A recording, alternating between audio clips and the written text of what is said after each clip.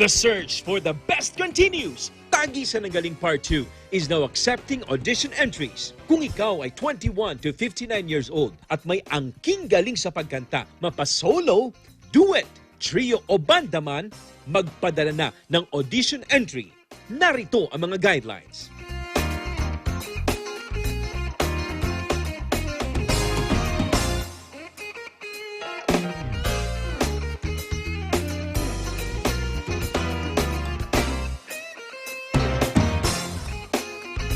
Para makapagpasa ng entry sa singing category, contact NIKKI sa 0977-651-9504. Ito na ang pagkakataon mo para maging tagisan ng galing grand winner at manalo ng 2 million pesos. Para sa karagdagang impormasyon, i-like ang Tagisan ng Galing Facebook page. Kaya sali na! Do you want to earn a degree while you work? New Era University now offers Expanded Tertiary Education Equivalency and Accreditation Program, or ETEEAP. ETEEAP is an educational scheme that recognizes knowledge, skills, and prior learning obtained by individuals from non-formal and informal education experiences. It is implemented through deputized higher educational institutions like the New Era University that awards the appropriate degrees. Programs offered are the following: Master's Program, Masters of Arts in Education, major in Educational Management, Master's Program in Business Administration, Bachelor of Arts in Science, major in Political Science, Bachelor of Arts in Science, major in Mass Communication, Bachelor of Science in Education, major in Filipino, major in English, Bachelor of Science in Business Administration with majors in Human Resources Development, Marketing Management, and Financial Management. Beneficiaries must be Filipinos who have attained at least high school level of education. The program is flexible and you don't need to attend regular classes. Expanded Tertiary Education Equivalency and Accreditation Program, or ETEEAP, is under the supervision of Dr. NILO ROSAS, the University President, and Professor ANITA P. Santos, Director of ETEEAP. For more information, contact the following: Cristina Moreno, 0995-138-0786, or email cvmoreno@neu.edu.ph, or Arlene Sarmiento, 0906-298-9150, or email cedctl@neu.edu.ph. What are you waiting for? Let New Era University be your partner in achieving your dreams.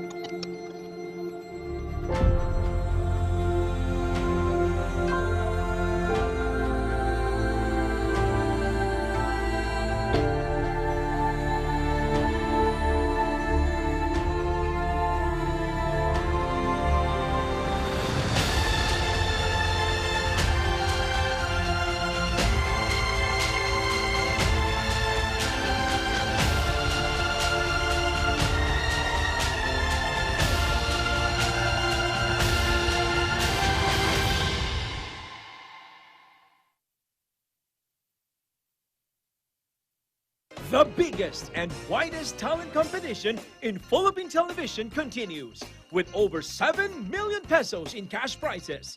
Tagisan ng Galing Part 2. 3 winners will be chosen in each category. Singing category, second runner-up will receive 500,000 pesos.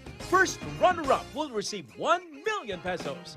And for the grand champion, 2 million pesos.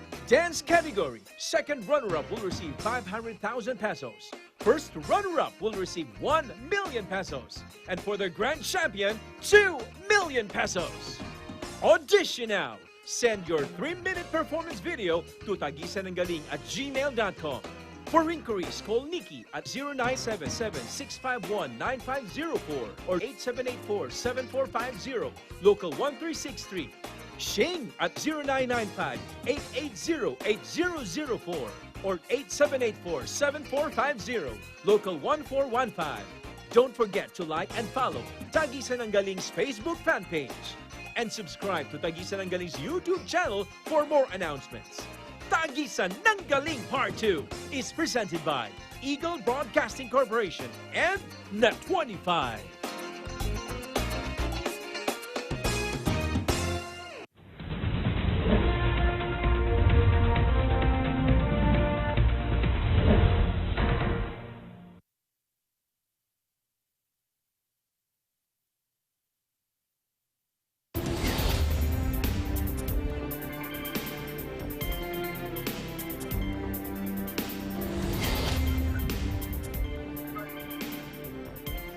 Hello, everyone, and welcome. You're watching Eagle News America. I'm NIKKI, coming to you from Las Vegas. Tonight, we have live updates from several of our correspondents across North America. Thomas Likeness in Edmonton, Alberta. COVID crackdown costs violators big bucks. Nia Dames in Gaithersburg, Maryland. Protesters gather across Maryland for Save the Purpose rally. Mila Simbalan in Swarthmore, Pennsylvania. Pennsylvania farmers encouraged to apply for relief due to remaining $13.6 million fund available from CARES Act-funded dairy indemnity program. Mayanne Manzano-Gorzon from Sicklerville, New Jersey. New Jersey governor announces $37 million in funding for counties to combat COVID-19. Anita Manales in Dallas, Texas, reports about Texas bracing for Hurricane Marco's landfall. Catherine Fiesta in Delano, California. LA to place more ballot drop boxes around the county as alternative voting option in November. Plus, a wonderful, wonderful trip to Shenandoah Caverns with EBC friend Iris Ramirez. And learn how to bake pianono or Swiss roll cake with EBC friend Gia Ganuela Roldan in San Antonio, Texas. But first, an overview of the COVID-19 situation. According to the Coronavirus Resource Center of Johns Hopkins University and Medicine, as of 6 p.m. Eastern Time Sunday, August 23, 2020, the number of cases of COVID-19 reported worldwide is now more than 23,200,000. Topping the list with more than 5,600,000 is the U.S. Brazil comes next at more than 3,500,000, and India at more than 806,000. And India at more than 3,044,000. Sadly, the virus has been taken more than 806,000 lives worldwide.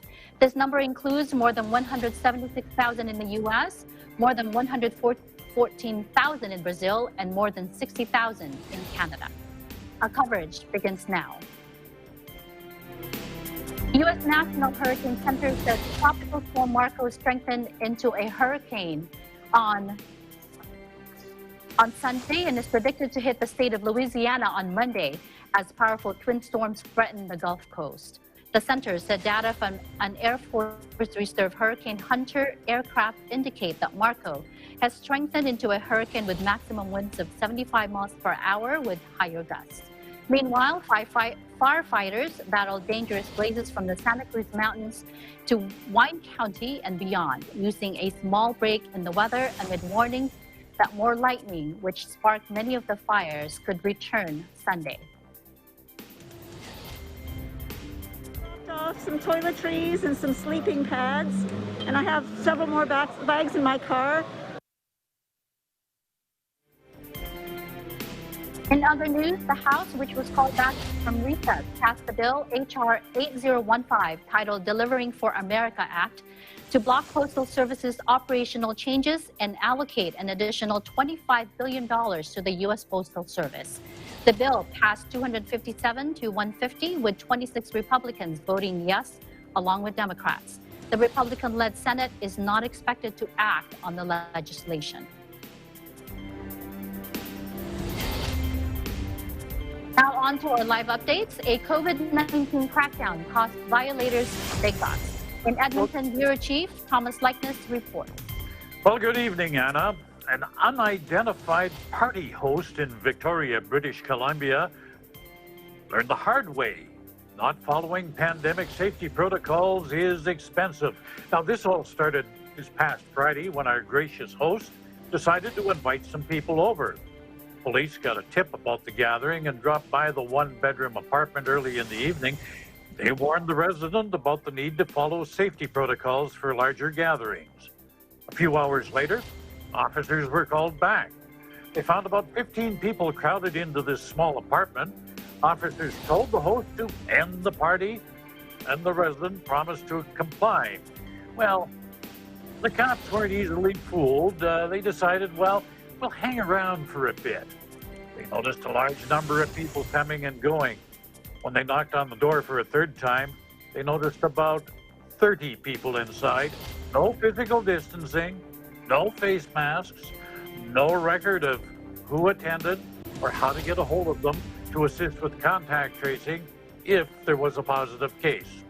Time to get out the ticket book. Our gracious host will end up with a $2,300 fine.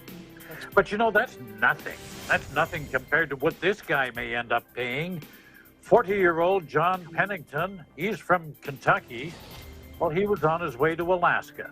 Now, to get there by road, he has to drive through Canada. And at the border, he was told he must go there directly. No stopping, no sightseeing, do not pass go, do not collect $200. Well, Pennington must have figured that this was just a guideline, not the law. He found out otherwise when police ticketed him $1,200 after staff at a hotel in Banff National Park turned him in. Now, you'd think that would have prompted him to maybe just get on with it, continue his journey, but no. The next day, someone else complained about an American sightseeing in the park. Again, it was Pennington. Well, this time, police arrested him. They charged him under the Quarantine Act. Pennington was released, and he gets to come back to Canada in November, although this visit will be appearing before a judge. The maximum penalty that he faces under the Quarantine Act, are you sitting down? A $750,000 fine. That's $750,000, or 6 months in jail. Hope the sightseeing was worth it. In the meantime, I wish you all good health. Take care of others, take care of yourselves, stay home, stay safe, and stay tuned to Eagle News for accurate and balanced coverage of the COVID-19 pandemic and other current affairs in Edmonton. In Edmonton, Canada, Thomas I. Likeness, Eagle News, we live in interesting times. Back to you, Anna. Thank you, Thomas, for that report. Wow, $750,000. Did I hear you correct? Yeah, a little bit more than I make every year. Wow. Every decade, every 2 decades. That was a hefty fine. And confirm again, was that person sightseeing in Canada from the U.S.? Yes, he was from Kentucky, and the rule is if you go to Alaska, they give you a certain number of days to make that trip. There's only a few border crossings you can come into Canada by road to go to Alaska. And he got caught not once but twice, and the maximum fine is $750,000. He might be able to argue that down somewhat, but it's going to be an expensive venture for him, or jail time if he doesn't want to pay. Probably, yes. Hopefully he has that option, because I don't know how many people has that would be able to afford that. Well, what else is going on around there, Thomas? How's your weather in Canada these days? Weather is moderated somewhat, although in British Columbia they're still battling a number of wildfires. Most of them under control, and at this point, it's not like California. The wind direction has changed somewhat, so there are no communities on evacuation alert. But earlier this past week, there were problems in BC with fires. Yes, yeah. Northern California, unfortunately, they issued a flag warning today because of the lightning that they're forecasted to have, along with all the fires that's going on there. So, oh, that's just terrible down there. I take it. I know you're down in San Diego tonight. Are you troubled by the smoke down there drifting over the city, or is the wind going the other way? The wind is going the other way. Surprisingly, it's pretty clear out. There's a little bit of that usual smog, but overall, you can't really see the smoke coming from, from the northern part of California. Yeah, I know the smoke has made it up. Is pretty warm. Yeah, it's made it up a little bit in southern Canada. So, but yeah, that's those fires are really something. Well, our thoughts and prayers are, with them right now. Hopefully, that they can. Nobody gets.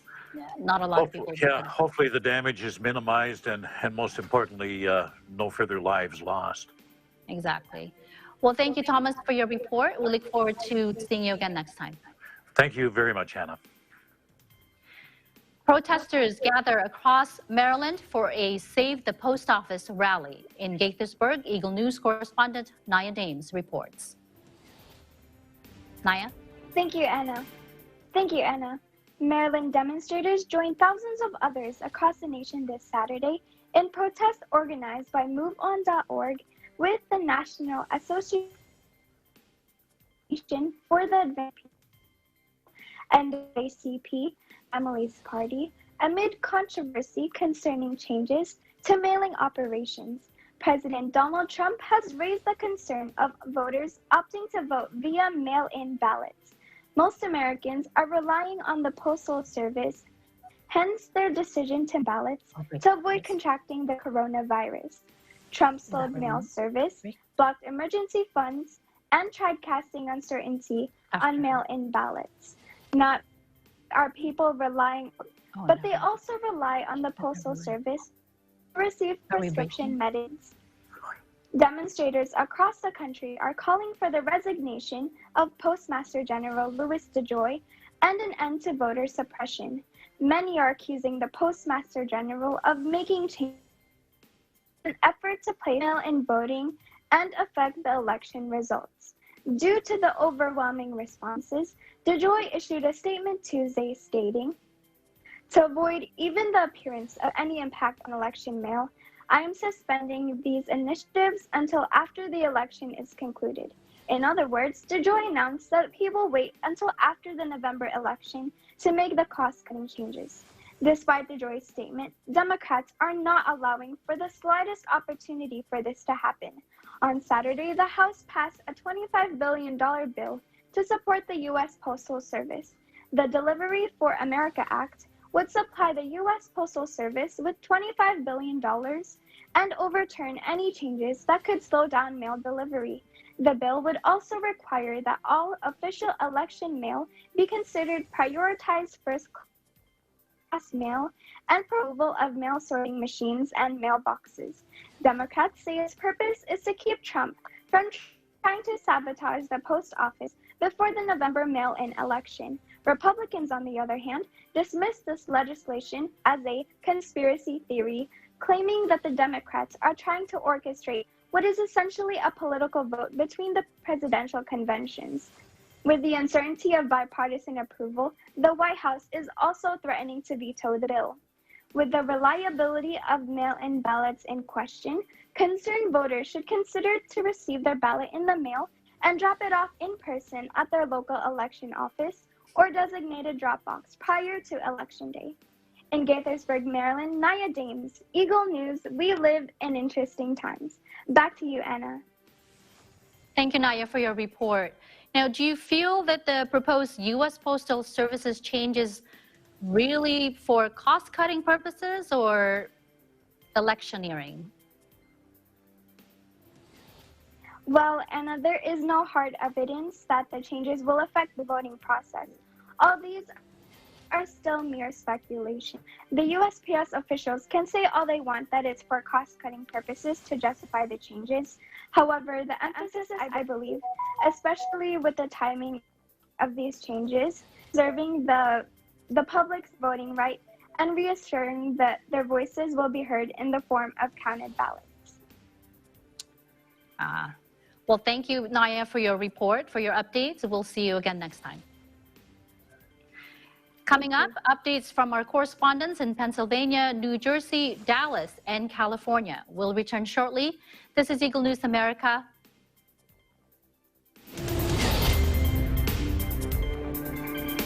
Hi! Ito po ulit si Imelda Papin. Abangan ang part 2 ng Tagisan ng Galing dito po sa Net 25.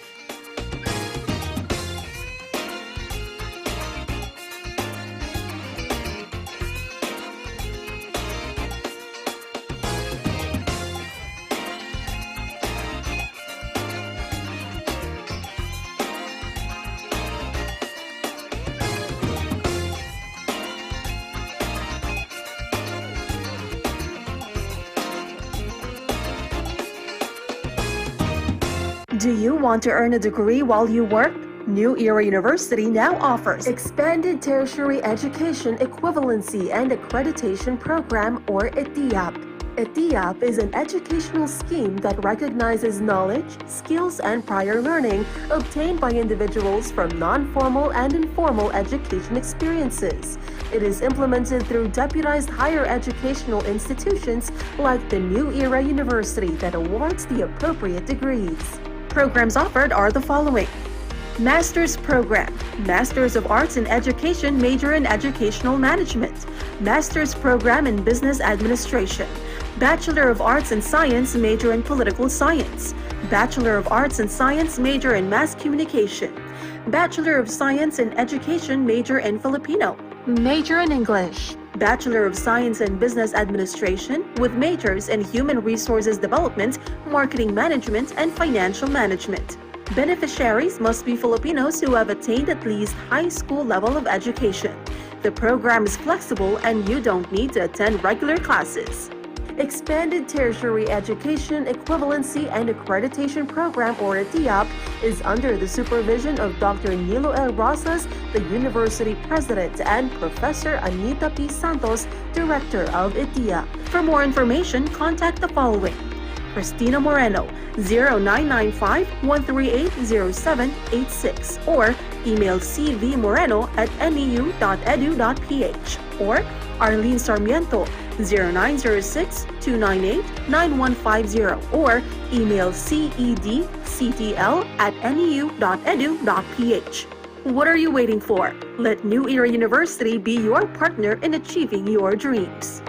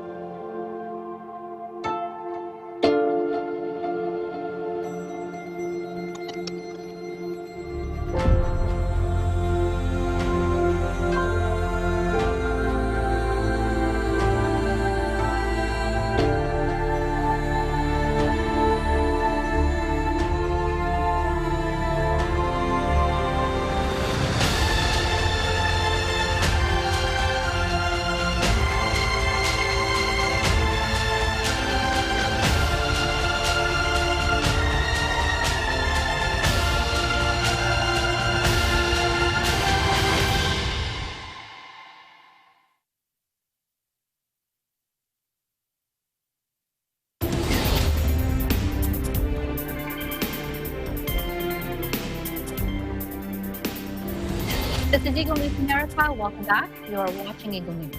I'm NIKKI in Las Vegas. Pennsylvania farmers encouraged to apply for relief. Why? Because there is a remaining $13.6 million available from CARES Act-funded Dairy Indemnity Program. In Swarthmore, Bureau Chief Myla Simbulan joins us tonight. Myla? Thanks, Anna. In the early days of the pandemic here in Pennsylvania, dairy farmers faced serious financial losses due to discarded or displaced milk. Hard work, sweat, and tears went quite literally down the drain. Here's one of the dairy farmers, Paul Hartman, to tell us more about it. Take a look. Destruction of demand for products typically sold to food service and export markets caused havoc in the dairy supply chain. Suddenly, on March 31st and April 1st, our dairy processor, Clover Farms in Reading, asked us, as well as all of their other producers, to dump milk. That is when the reality of the situation hit home. Watching milk run down the barn hallway into the manure pit was when the fear and uncertainty began. Scattered Acres Dairy Farm in Reading, Pennsylvania was visited by Agriculture Secretary Russell Redding. It is one of Pennsylvania's many dairy farms that had to dump milk as a result of the COVID-19 pandemic's effect on dairy markets in the Commonwealth. During the press conference, Secretary Redding mentioned that nearly 13.5 million of the 15 million CARES Act funded dairy indemnity program was still available for farmers to claim in direct relief payments. Take a look. It's often said that you don't cry over spilled milk. That's not true.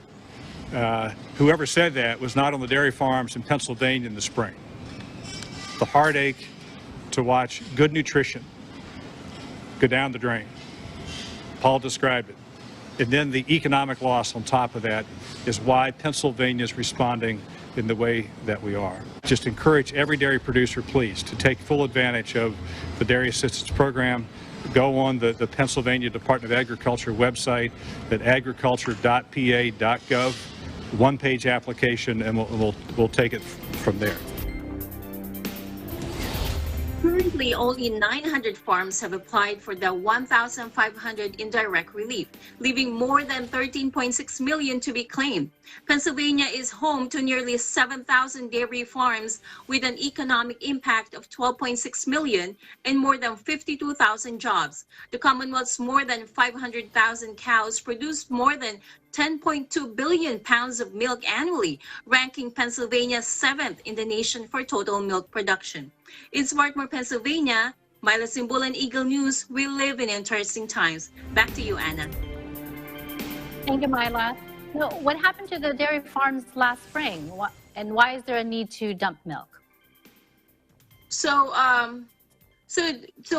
during the height of the pandemic, when COVID-19 arrived here in Pennsylvania, so people heard that things are closing down, right? So they are running to the store to get essential items. And one of those items are milk. Some of the stores doesn't even have milk on their shelves.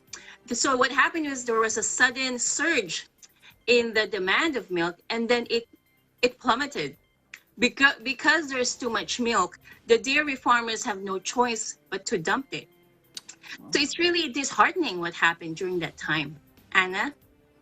Yeah, that's really unfortunate, to waste all that milk, like that guy said, I mean, just like with the other people who actually stocked up on toilet paper and hand sanitizers, a lot of them ended up with this big stock and not having anything to do with it. I think I read somewhere where somebody tried to sell them and they couldn't, so now they're just stuck with all those supplies. So, well, thank you, Myla, for your report. We hope to see you again next time. Thanks, Anna. New Jersey Governor Phil Murphy announces $37 million in funding for counties to combat COVID-19. In Sicklerville, Mayan Manzano-Gorzon has the story. Mayan? Thank you, Anna. Governor Phil Murphy announced $37 million in support for 12 additional counties to combat the COVID-19 pandemic. The funding will be made available to counties in 3 separate tranches under one memorandum of agreement. The 12 counties include Atlantic, Burlington, Cape May, Cumberland, Gloucester, Hunterdon, Mercer, Morris, Salem, Somerset, Sussex, and Warren. These counties were ineligible for coronavirus relief funding because their populations are below 500,000. The first portion of funding, approximately $15 million in total, provides counties with a reimbursement for COVID-19 related expenses to date. This money represents 25% of the county cost share with FEMA paying the remaining 75% along with other eligible coronavirus relief fund expenses.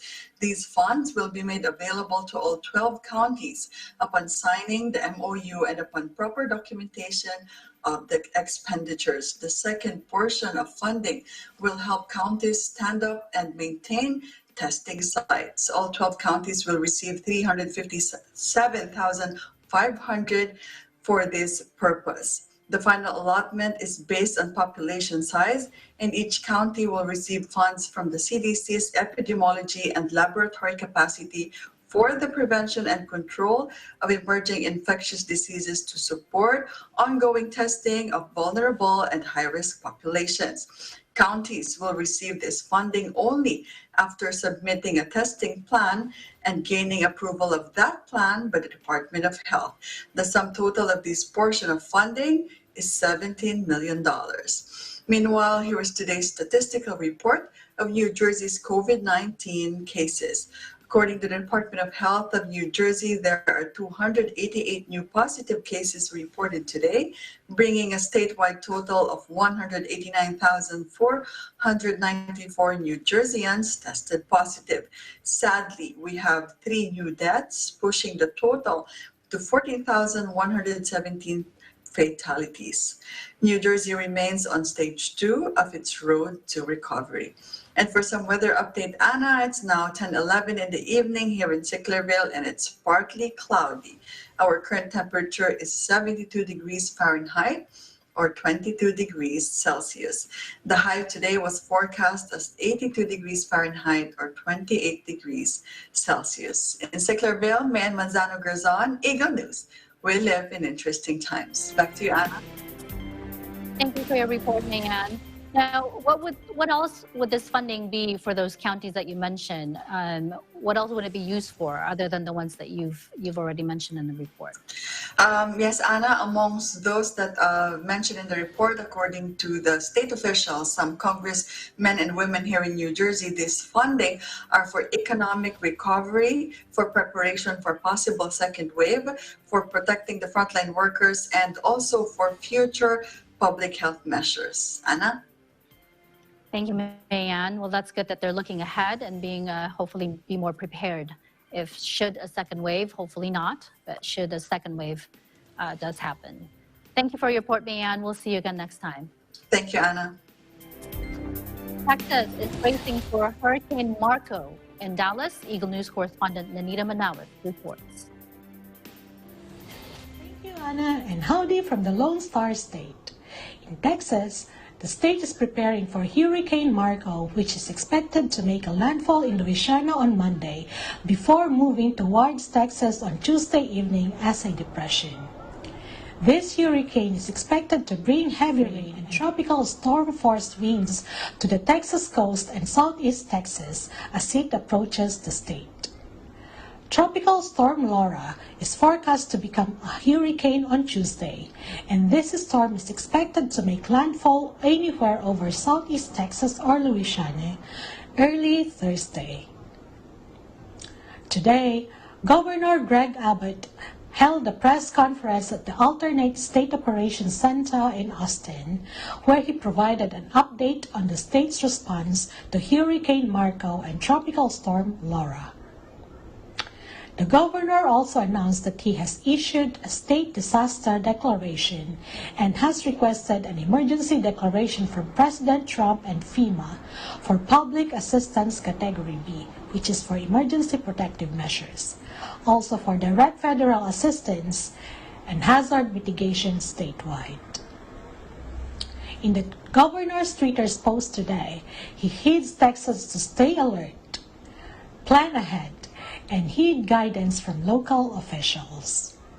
More information and safety tips are provided on the Office of the Texas Governor Hurricane Center website. And the Texas Division of Emergency Management, or TDEM, also provides information on how Texans can receive weather alerts. On Texas economy, the Texas Workforce Commission announced Friday that Texas unemployment rate falls to 8.0% in July. This is the third consecutive monthly decrease and the lowest rate since March 2020, when the Texas economy was initially impacted by the COVID-19 pandemic. Texas is below the national seasonally adjusted rate of 10.2%. Texas has reported 3,493 new cases of COVID-19 as of today, the 23rd of August. Overall, Texas has 577,537 reported cases, 11,370 fatalities, and 451,776 recoveries. Hope you're staying safe there in Las Vegas, Ana. In Dallas, Texas, I'm Anita Manawis, Eagle News. We live in interesting times. Thank you, Anita. Los Angeles will be placing more ballot drop boxes around the county to serve as an alternative voting option in November. In Delano, Eagle News correspondent Catherine Fiesta has the details. Thank you, Anna. Los Angeles will place more official ballot drop boxes in the county as an alternative option for residents to vote in the presidential general election. According to the recent tweet by Los Angeles County Supervisor Janice Hahn of District 4, more than 300 ballot drop boxes are on the way and will be placed at various locations throughout Los Angeles County, including 16 drop boxes in Long Beach. These ballot drop boxes are said to be safe, secure, and convenient. Known also as vote-by-mail drop boxes, they will remain open 24 hours every day, located in accessible areas, and a great option for those who do not have time to mail in their ballots or go to a vote center for in-person voting. Currently, there is one of these large ballot drop boxes in front of the Los Angeles County Register Recorder/County Clerk's office.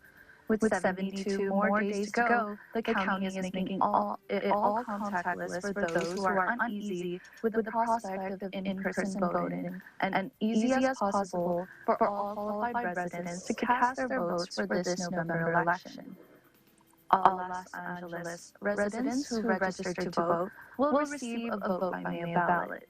Voters just need to complete this ballot and drop into one of these official ballot drop boxes. With at least 300 ballot drop boxes coming to be placed throughout the county and accessible 24 hours a day, 7 days a week, there should be adequate opportunities for voters to submit their completed ballots. But voters still have the options to return their completed ballots by mail or submit in person at a vote center. These drop boxes will begin to accept completed ballots beginning October 5, 2020, which is 29 days to Election Day, and will stop accepting ballots at 8 p.m. on Tuesday, November 3, or Election Day. Submitted ballots can then be tracked online at lavote.net to confirm that ballot was counted. Los Angeles residents who are qualified are highly encouraged to register to vote if they have not yet done so. Moving on to the COVID-19 update, according to the Los Angeles Public Health Department, the number of newly reported cases in the county today is 1,098 and 8 new deaths. The total number of confirmed cases is now 231,695, with 5,545 deaths and 1,247 current hospitalizations. Meanwhile, the state of California increased with 6,777 new cases and 146 new deaths, for a total of 663,669 confirmed COVID-19 cases, with 12,134 deaths and 4,561 hospitalizations as recorded by the California Department of Public Health.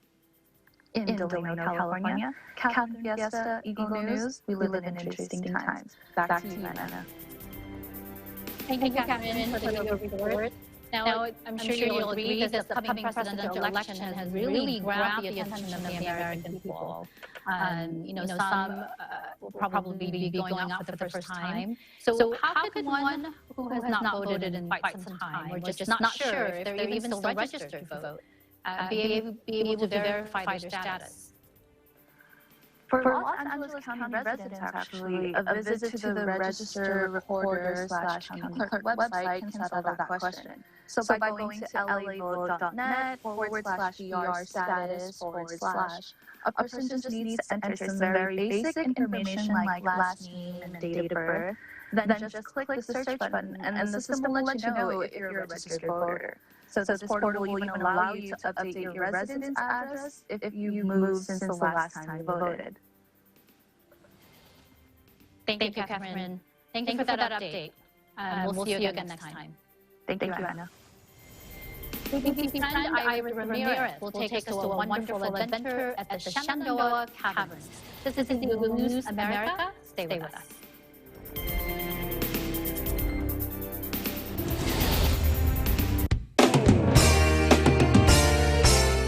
The search for the best continues. Tagisan ng Galing Part 2 is now accepting audition entries. Kung ikaw ay 21 to 59 years old at may angking galing sa pagsayaw, mapasolo, duo o grupo man, magpadala na ng audition entry.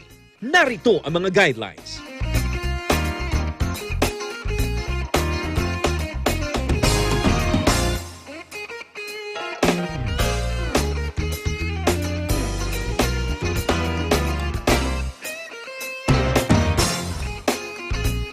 Para makapagpasa ng entry sa dancing category, contact Shing at 0995-880-8004. Ito na ang pagkakataon mo para maging tagisan ng galing grand winner at manalo ng 2 million pesos.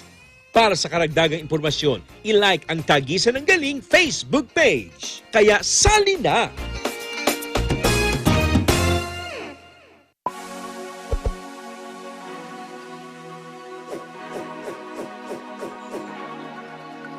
Hello there, I'm Alfred, and I'm a graduate of Bachelor of Science in Computer Science, batch of 2008 in New Era University. I'm currently working as an operations analyst in Autodesk. Hi, I'm Earl Escanio, and I graduated with Bachelor of Science major in Computer Science in 2010. I am a consultant at Trinity Consulting, LLC. Hi, I'm Ivy Nakatagal, Bachelor's of Computer Science graduate, year 2010. I'm currently working as a cybersecurity analyst in one of the largest telco here in New Zealand, Coast Park, NZ. I'm Frank David Riego, a BS Computer Science graduate here in 2015. As a legal analyst, I am tasked to read U.S. cases, specifically civil torts cases. I am Melanie Rico Hermosi, a Bachelor of Science in Computer Science graduate, year 2006. I'm currently a software quality assurance engineer at FBI Systems here in Maryland, United States. Hi, I'm Renzo Cruz. I'm a graduate of BS Computer Science, year 2012. I'm currently working abroad, and I'm working as a senior cybersecurity consultant who specializes in digital forensics and incident response. And I am part of a national security in one of the countries here in the Middle East. I am inviting everyone to study at New Era University. To legit, to grit. Be brilliant in the new era. Study now at New Era University. Excellence, Discipline, service to humanity.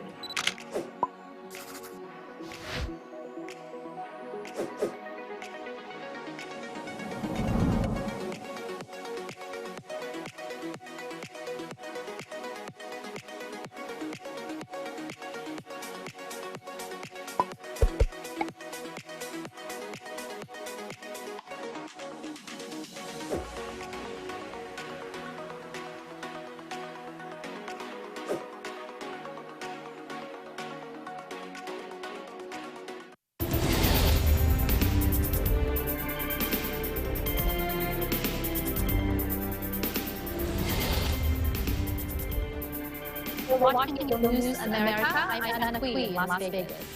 For almost 100 years now, this underground destination has wowed visitors from all over the country.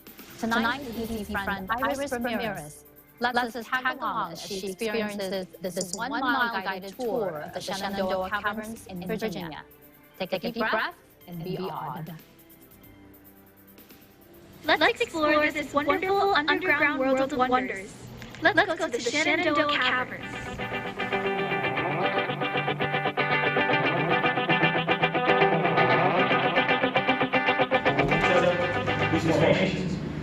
They grow when water runoff just cracks the rocks, picks up minerals, and then deposits those minerals here in the cave. And there are four main formations that we can see today. The first, which right here, is stalactites. They can type disease. Down here, you've got stalagmites, which you might show over here. When stalactites and stalagmites come together, that's called a column or a building. And over here on the wall, we have all those over here, that is solar. Right in the middle, this is orange. That is iron oxide, and that's what you're seeing the most of today. And down here at the bottom, we have magnesium, dark red. The Shenandoah Caverns was discovered in 1884 by the Neff family. Located in Quicksburg, Virginia, the Shenandoah Caverns is about 3,900 feet in length. This area right here is called the Bacon Hall. These formations resemble your favorite breakfast treat, bacon. That little things are long, winding tunnels that eventually lead up to the surface. And that little thing is how we get air down here. We actually have 89 little things throughout the entire cavern, but where we go, we can only see 4. And because we have so many little things, that's why we even breathe. The air circulates really well.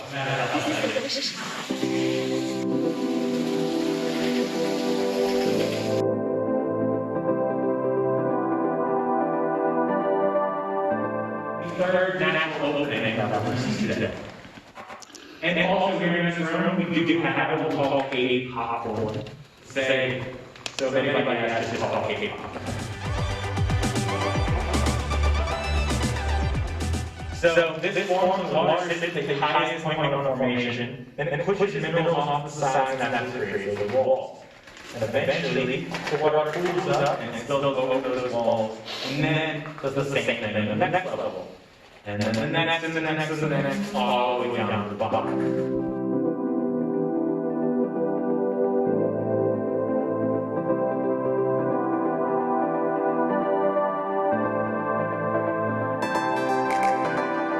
And rivers run through it.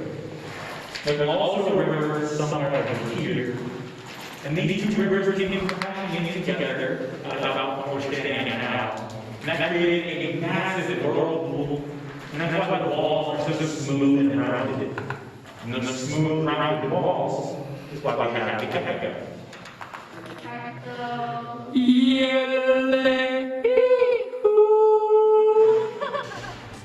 What does this remind you of?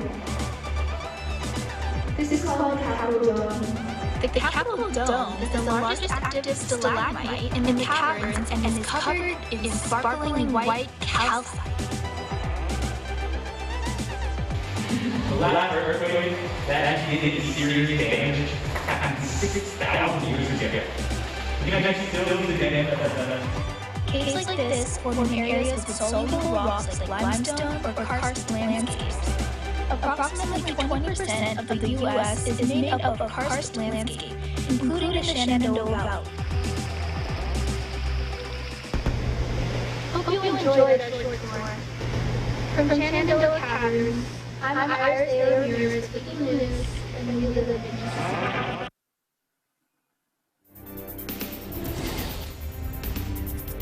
Thank you, Iris, for allowing us to tag along in that cabin tour.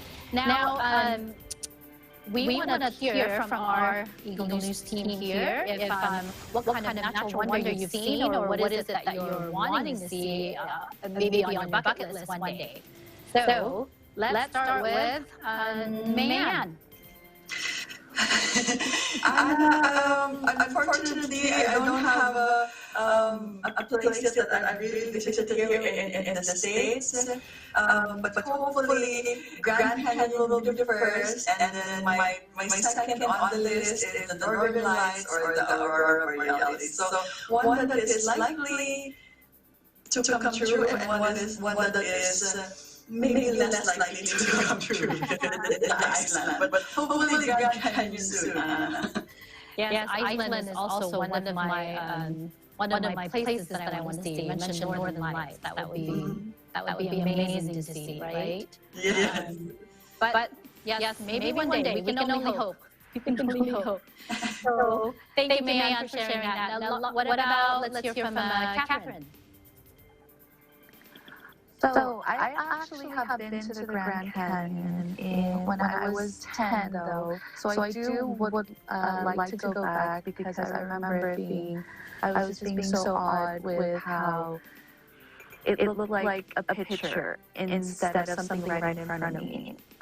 And I've also watched some documentaries where people were backpacking down into the canyon, so from each end of the canyon. But one of the natural wonders that I would like to see is Angel's Landing. I would like to climb Angel's Landing in Zion National Park. It's not one of the 7 natural wonders of the world, but it is definitely on my bucket list. Well, thank you for sharing that, Catherine. You know, believe it or not, I'm going to share mine only because you mentioned Grand Canyon, and Mayan has also mentioned Grand Canyon. I lived in Vegas 20 years, so it's really just maybe a couple hours drive, and I still have not gone. So yes, that's all. Don't judge me. It's a, you know, it's busy, but we will. You're waiting for me, Anna. Yes, that's right. I'm going to wait for Mayan to come along with me. But I know, I mean, whenever I say that to a lot of people, they go, what? You have not been there? You're just practically next door or neighbors. I know, but yes, we will one day. When everything is, you know, when it's safer to travel.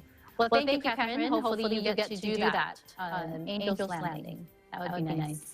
Now let's hear from Myla. Hey, Anna. So I was just going to be tagging along with both of you, Mayan. Because my aunt recently moved to Arizona, and she's been asking me to visit her. So Grand Canyon is top of my list. And just like Mayan, also Northern Lights in Iceland. I would really love to go there as well. I love to see all those aurora borealis. So yes to Iceland and Grand Canyon. But I've been to Niagara Falls. I'm not sure if Niagara, I know it's not one of the 7 wonders, but Niagara Falls is really breathtaking on the Canada side. We went to the Canada side, and it's really breathtaking. I love Niagara Falls. Right, Tom? Niagara Falls, I've never been. Oh, Kind of like you, Anna, with the Grand Canyon. Are you kidding, Tom? No, I've never been. I've been to the Grand Canyon. I've never been there.